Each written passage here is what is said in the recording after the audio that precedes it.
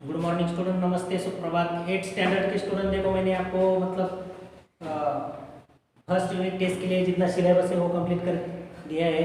तो लेसन जो थे 4 लेसन पढ़ाए हैं और उसके बाद ग्रामर का भी मैंने कुछ पढ़ाया है। तो आज जो है ग्रामर का यानी कि हिंदी व्याकरण का विराम चिन्ह के ऊपर भी कोई क्वेश्चन पूछे जाते हैं। विराम चिन्ह का कैसे प्रयोग करना चाहिए, वाक्यों में कैसा प्रयोग किया जाता है, विराम चिन्ह किसे कहते हैं, उसका क्या यूज है। और कोई भी लैंग्वेज जो है तो लैंग्वेज में ये विराम चिन्ह यानी कि ग्रामर में जो विराम चिन्ह आते हैं वो विराम चिन्ह देना बहुत ज़रूरी होता है। इसीलिए व्याकरण को सोल ऑफ द लैंग्वेज कहा जाता है, मैंने पहले ही बताया है। तो देखो एक तरीके आपको एक स्टांजा दिया यानी कि पैराग्राफ दिया, जैसे कि उसमें कुछ भी नहीं यानी कि ना अल्प विराम, ना पूर्ण विराम, ना अर्ध विराम, ना प्रश्न सूचक, ना एक्सक्लेमेशन, कुछ भी नहीं दिया। वो पढ़ने में कैसे आएगा? मतलब आप कहाँ पे रुकने का है, कहाँ सांस लेने का है, कैसे मतलब पढ़ने का है, ये कोई भी आपको समझ में नहीं आएगा। और मतलब लैंग्वेज कैसी रहेगी, वो अर्थहीन लैंग्वेज रहेगी। तो पढ़ते हैं बस कुछ, लेकिन पढ़ने का भी जो कुछ तरीका रहता है, कहाँ पे एक्सक्लेमेशन है, एक्सक्लेमेशन कैसा पढ़ना चाहिए, क्वेश्चन मार्क जहाँ पे है वहाँ कैसे पढ़ना चाहिए, और उसके बाद फुल स्टॉप यानी कि पूर्ण विराम जिसको कहा जाता है वो कहाँ पे है, वो भी मतलब बहुत ही इम्पोर्टेंट है।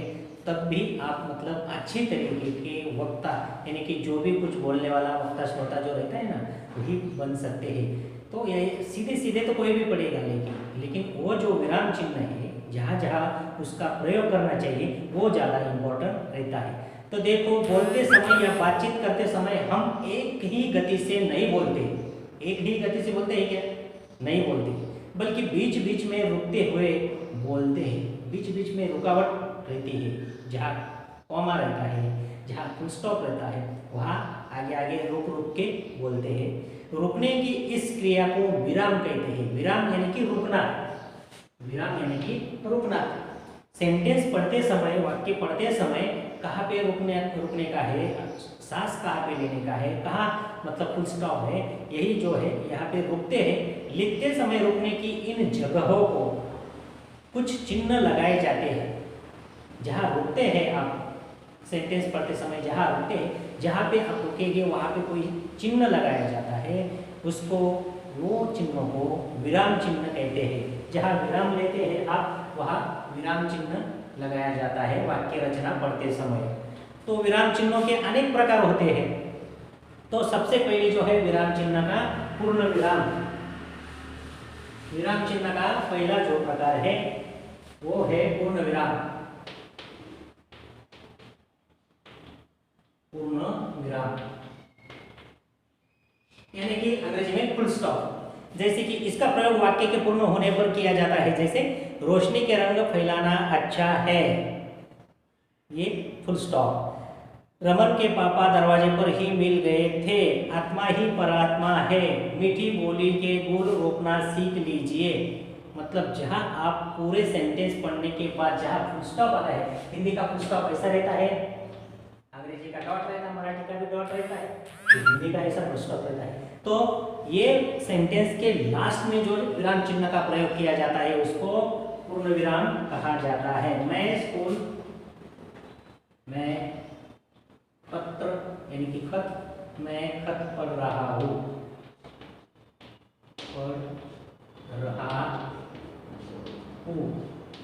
यहाँ सेंटेंस खत्म हुआ, यहाँ पे फुल स्टॉप है। ये जो है विराम चिन्ह में पूर्ण विराम यानी कि सबसे लास्ट सेंटेंस के बाद देने वाला जो विराम चिन्ह रहता है उसको फुल स्टॉप कहा जाता है।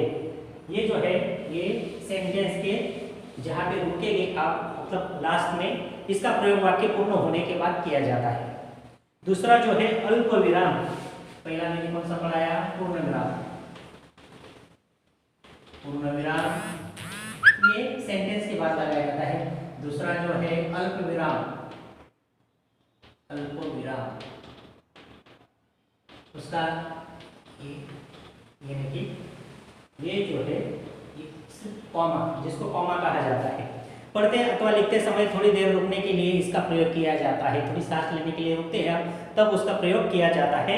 इसी प्रकार एक वाक्य में आए विविध नामों को अलग अलग बताने के लिए इसका प्रयोग किया जाता है, जैसे कि वगैरह वगैरह वगैरह ऐसे करते हैं ना, दूध, किराना सामान में जैसे जैसे जैसे मतलब यादी बनाई जाती है उसी के मतलब एक एक एक एक बताते हैं ना, जैसे कि डस्टर, चौक, ये मतलब वो विवरण दिखाने के लिए भी उसका प्रयोग किया जाता है। जैसे कि फॉर एग्जांपल सहयोग मन वचन कर्म इन तीनों से होता है। सहयोग मन वचन, सहयोग ये सेंटेंस है, सहयोग मन वचन और मन वचन और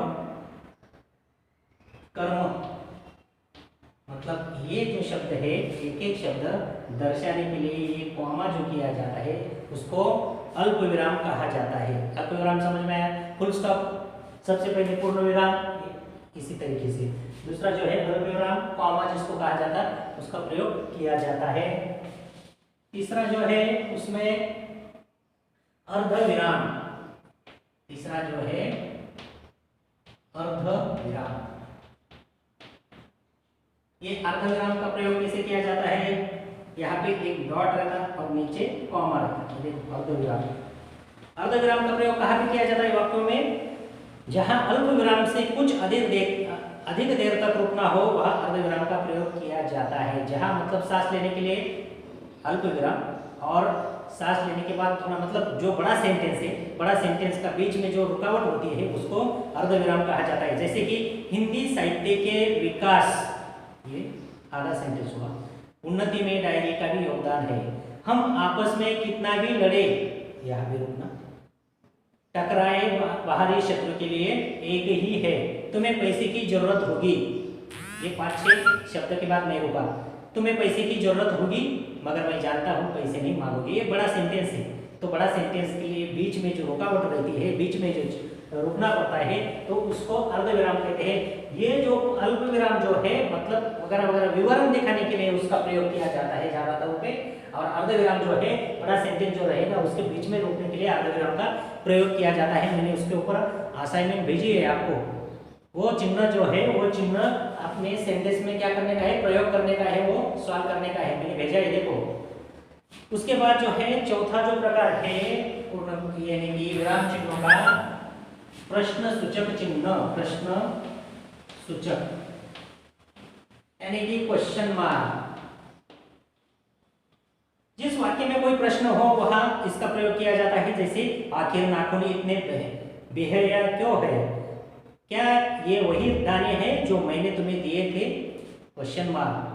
मनुष्य किस ओर बढ़ रहा है तो क्या मैं अपना घर उजाड़ दूं, क्वेश्चन मार्क। मतलब वाक्य में जो लास्ट फुल स्टॉप की जगह पे जो क्वेश्चन मार्क लगाया जाता है उसको प्रश्न सूचक विराम चिन्ह कहा जाता है।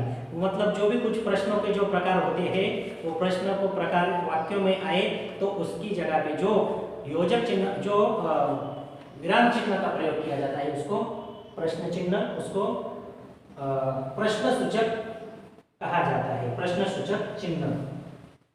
और उसके बाद योजक चिन्ह, पांचवा जो प्रकार है योजक चिन्ह। ये कहाँ पे उसका प्रयोग किया जाता है योजक चिन्ह का?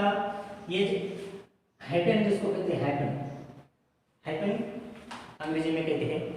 दो शब्दों को जोड़ने के लिए इसका प्रयोग किया जाता है, जैसे कि इसने श्री राम कृष्ण के जैसे सुपुतों को जन्म दिया, राम कृष्ण, इसका प्रयोग कैसे, राम कृष्ण। ऐसे वाक्य में दो शब्द दर्शाने के लिए उसका प्रयोग किया जाता है। हरे भरे खेत, हरे भरे, भला बुरा, ये जो शब्द युग्म है, इस शब्द युग्म के बीच में थोड़ा सा हाइफन लगाया जाता है, उसको योजक चिन्ह कहा जाता है। गेहूं के दाने लेकर चारों बहनों ने अपने अपने कमरे में लौट आई। रथ एक बड़े से हरे भरे खेत के सामने रुक गया, बड़े से हरे भरे झगड़े टंटे, ये जो शब्द युग्म की जो जोड़ियां रहती है उसके बीच में छोटा सा एपन लगाया जाता है, उसको योजक चिन्ह कहा जाता है। वो मतलब आप क्या करने का, वाक्य में प्रयोग करके रखने का है। ये जो मैं पढ़ा रहा हूँ विराम चिन्ह, ये विराम चिन्ह से भाषा शुद्ध एवं स्वच्छ दिखाई देती है, इसलिए ग्रामर में ये विराम चिन्ह का प्रयोग करना बहुत जरूरी होता है। इसलिए मैंने असाइनमेंट भेजी है, उसको आपको क्या वो विराम चिन्ह भेजे हैं मैंने, वो मतलब आप सेंटेंस में उसका वाक्य रचना बनाने का है। उसके बाद छठा जो प्रकार है उसका छठा प्रकार विस्मय सूचक चिन्ह। विस्मय सूचक यानी कि एक्सक्लेमेशन, विस्मय सूचक यानी कि एक्सक्लेमेशन, ये विस्मय सूचक चिन्ह है, यहाँ पे डॉट रहता है। यानी कि हर्ष, शोक, घृणा, विस्मय, भय आदि भाव को व्यक्त करते हुए वहां इसका प्रयोग किया जाता है। जैसे कि स्वतंत्रता दिवस के उपलक्ष्य में हार्दिक बधाई, हे भगवान, अरे बाप रे, प्रजा साहब क्या कुल्हाड़ी मिल गई भाई। ये जो है मतलब विस्मय यानी कि आपके चेहरे का एक्सपेक्टेशन जो दिखाई देता है तो उसमें विस्मय सूचक चिन्ह का प्रयोग किया जाता है। जैसे कि अरे बाप रे कितना बड़ा सांप, ये जो है एक्सक्लेमेशन वहां में प्रयोग करना चाहिए। उसके बाद जो है इकहरा उद्धरण चिन्ह, सातवां जो प्रकार है इकहरा उद्धरण चिन्ह।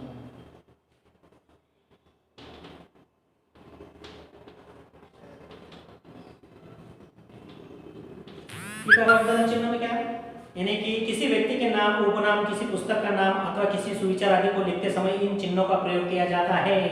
जैसे कि राजनीति का विज्ञान इस देश के वेद है, एकता है जहाँ खुशहाली है वहाँ, रमन की वर्षगांठ में कभी नहीं भूल सकता, सच ही कहा गया है, बुरे काम का बुरा नतीजा होता है।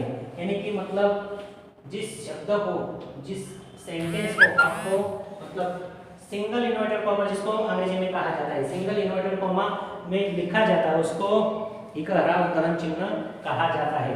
मराठी में एकेरी अवतरण चिन्ह म्हणतो आपण त्याला।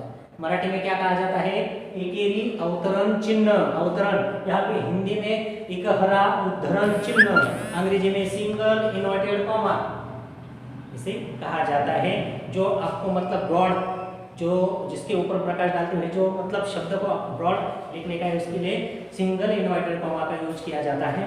नेक्स्ट जो है दोहरा उद्धरण चिन्ह, यानी कि डबल इन्वर्टेड कॉमा, दोहरा। जैसे कि डायरेक्ट इनडायरेक्ट स्पीच जो सेंटेंस रहते हैं उसके लिए ये दोहरा उद्धरण चिन्ह का प्रयोग किया जाता है। मराठी में उसको दुहेरी अवतरण चिन्ह, हिंदी में दोहरा उद्धरण चिन्ह, अंग्रेजी में डबल इन्वर्टेड कॉमा। किसी व्यक्ति के नाम, उपनाम, किसी पुस्तक का नाम अथवा किसी सुविचार को लिखते समय इस चिन्ह का प्रयोग किया जाता है। जैसे राजनीति का विज्ञान इस देश के वेद है, अनुराग जी कैसे आना हुआ, यानी कि डबल इन्वर्टेड कॉमा जहाँ पे प्रयोग किया जाता है। डायरेक्ट इनडायरेक्ट सेंटेंस जो पढ़ते हैं आप अंग्रेजी में, वहाँ पे भी मतलब उसका प्रयोग किया जाता है।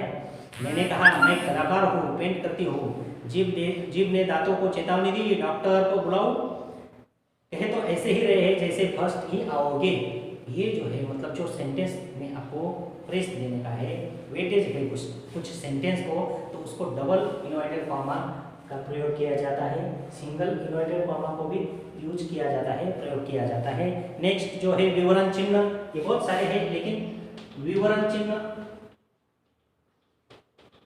ये विवरण चिन्ह का जो है मतलब दो डॉट, कई जगह पे पॉइंट लिखते समय ये चिन्हों का प्रयोग किया जाता है। पॉइंट, जो पॉइंट लिखते हैं आप उसकी जगह पे ये पॉइंट है यहाँ, उसका प्रयोग किया जाता है, उसको विवरण चिन्ह कहा जाता है। जब किसी वाक्यांश के बारे में कुछ विस्तार से कहना हो या किसी पद की व्याख्या करना हो तो इस चिन्ह का प्रयोग किया जाता है। जैसे कि विशेषणों के निम्नलिखित भेद है, ये पॉइंट को दर्शाते समय ये चिन्हों का, विवरण चिन्ह का उपयोग किया जाता है। जैसे कि गुणवाचक, संख्यावाचक, परिमाणवाचक, सर्वनामिक विशेषण, विवरण के ये जो कुछ है मैंने बताया, ये सब मतलब विवरण चिन्ह से दर्शाया जाता है। और उसके बाद कोष्टक चिन्ह, कोष्टक,